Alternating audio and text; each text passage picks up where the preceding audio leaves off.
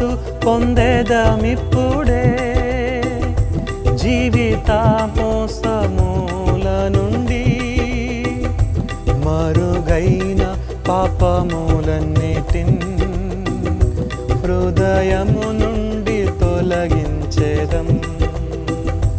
మరుగైన పాపములన్నిటిన్ హృదయము నుండి తొలగించేదం. బాప్తిసమిచ్చే యోహాను మారు మనసు గురించి ప్రకటిస్తూ తన పరిచర్యను ప్రారంభించినట్లుగా మనం చూస్తాం. యేసు ప్రభు కూడా మారు మనసు గురించి ప్రకటించినట్లుగా మనం చూస్తాం. యేసు ప్రభు శిష్యులు కూడా మారు మనసు గురించే ప్రకటించారు.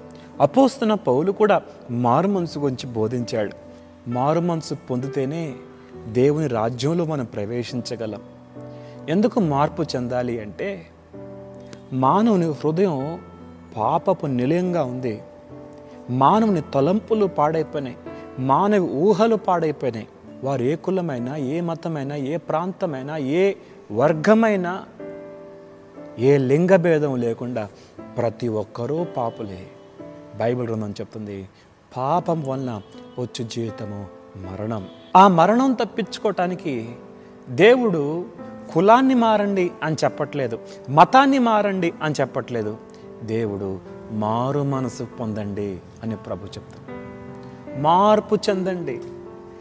మారు మనసు అంటే మన హృదయంలో ఉన్న పాపం విషయంలో దేవుని సన్నిధిలో పశ్చాత్తాపడటం, పాపం పట్ల మన వైఖరి మారటం, పాపము నుండి మనం యూటర్న్ తీసుకోవటం. దీన్నే మారు మనసు అంటారు. రక్షణ పొందాలి అంటే మొట్టమొదటిగా మారు మనసు పొందాలి. మారు మనసు అనేది వ్యక్తిగతంగా దేవునికి నీకు మధ్యలో జరిగేది. 2 కొరింథీ పత్రిక 7వ అధ్యాయం 10వ వచనంలో ఓ చక్కని మాట చూస్తాం. దైవ చిత్తానుసారమైన దుఃఖము రక్షణార్థమైన మారు మనసు కలుగజేస్తుంది. లోక సంబంధమైన దుఃఖం ఉంటుంది, అది దైవ చిత్తానుసారమైన దుఃఖం కాదు. వెలుగు దగ్గరే రాకపోతే మనం బాగానే ఉన్నాం అనుకుంటాం. నేను దొంగతనం చేశానా, వ్యభిచారం చేశానా, నరహత్య చేశానా, నేను బాగున్నాను కదా అనుకుంటాం. కానీ దేవుని వెలుగుకు సమీపిస్తున్నప్పుడు మన పాపాన్ని దేవుడు చూపిస్తాడు. నువ్వెంత ఘోర పాపవో దేవుడు నీకు తెలియజేస్తాడు. పాపం గురించి ఒప్పింపబడితేనే నువ్వు మార్పును పొందగలవు. ప్రార్థన. మహోన్నతుడగు దేవా, విత్తబడిన మాటలు మా హృదయాలు నీరుకట్టి ఫలింప చేయండి. మార్పు చెందిన హృదయాలు కలిగి ఉండాలని నీవు కోరుతున్నావు. మారు మనసుకు తగిన ఫలము ఫలించాలని కోరుతున్నావు. యేసు నామములో అడుగుతున్నాం తండ్రి, ఆమేన్.